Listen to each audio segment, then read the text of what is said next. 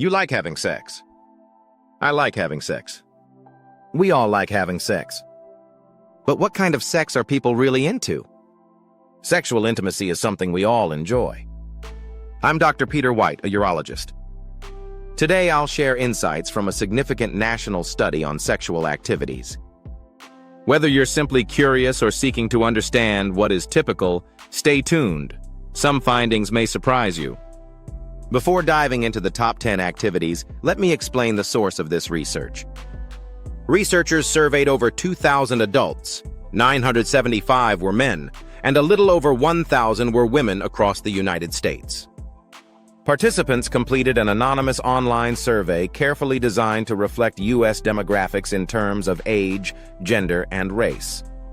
Survey respondents answered questions on sexual behaviors and preferences, along with their relationship statuses.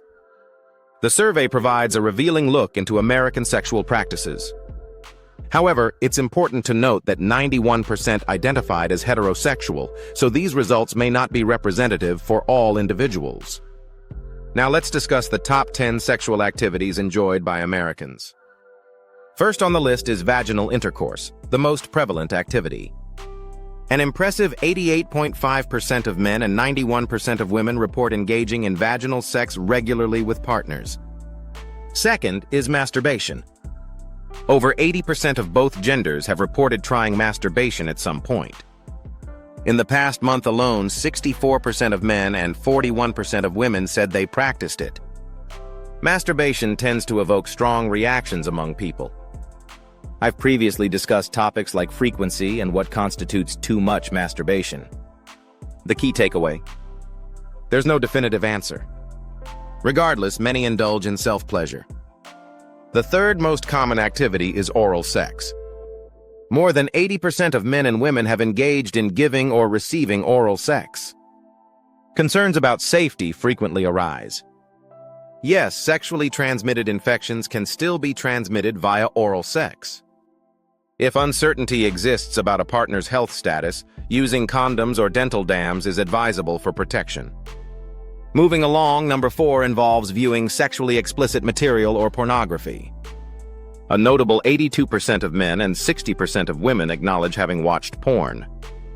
This topic often sparks debate, and I've explored its pros and cons in previous videos. For more information, check out my recent podcast on pornography, where I delve deeper into the associated data. Number 5 is the act of wearing alluring lingerie or underwear for a partner. This behavior is notably predominant among women, with 75% reporting they do this. Meanwhile, 26% of men also select their underwear with a partner in mind. It's a simple yet effective way to enhance excitement and bring novelty into your relationship. Number 6 is the sending or receiving of nude or semi-nude images. This statistic surprised me. With technology's rise, one must ensure trust with the person receiving such images due to privacy concerns. Nevertheless, 65% of men and 54% of women admit to this practice. I assume these instances are consensual. Number 7 pertains to reading erotic literature. About 57% of respondents report having read erotic stories, with evidence suggesting that women may prefer this over watching explicit videos. If your partner is female, considering a suggestive book might be an enticing way to boost your intimate encounters. Reading together could also spark discussions about preferences and fantasies. Number 8, which caught me off guard, is engaging in sexual activities in public settings. Approximately 43% have admitted to this behavior at least once. Conversations with friends suggest city living leaves limited private spaces for intimacy. This may explain why public encounters can be thrilling, even with the risk of being seen. Number 9 involves anal sex, with findings indicating that 43% of men and 30% of women have participated in this experience. This practice can be pleasurable due to the proximity of the clitoris and the prostate. If you're curious about safe exploration of anal sex, I've produced videos focused on preparation and safety measures. Lastly, number 10 is spanking.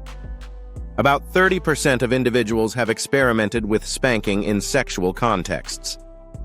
The receptors for pain and pleasure share similar pathways in the brain, which might explain why some associate slight discomfort with enjoyment. Remember that consent is critical.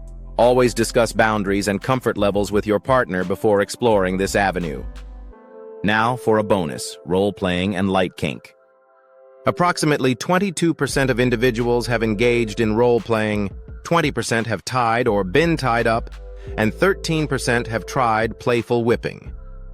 These interests may be more common than you think.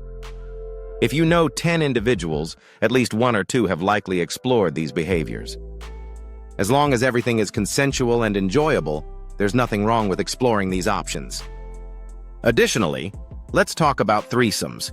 18% of men and 10% of women have tried this experience. Furthermore, group sex, sex parties, and BDSM activities were reported by fewer than 8%. Participants indicated various romantic expressions, such as cuddling and kissing, are appealing to both genders. However, men often find anal sex, group sex, and explicit content more intriguing, while women are inclined toward romantic films, couple massages, and vibrator usage. None of these findings were particularly surprising. Ultimately, the conclusion is that people have diverse interests. There isn't a single normal way to express sexuality. I hope you found this discussion useful, whether it reassures you that you're not alone or introduces new possibilities. Keep in mind, open communication with your partner is essential before trying new things. Recently, I launched a Substack for weekly articles on sexual health topics and related fields. I think you might find them engaging. Most reads are concise and can be accessed at your convenience. Much of the content is freely available, and I'd love for you to join me there. Always remember to prioritize your well-being because you're valuable.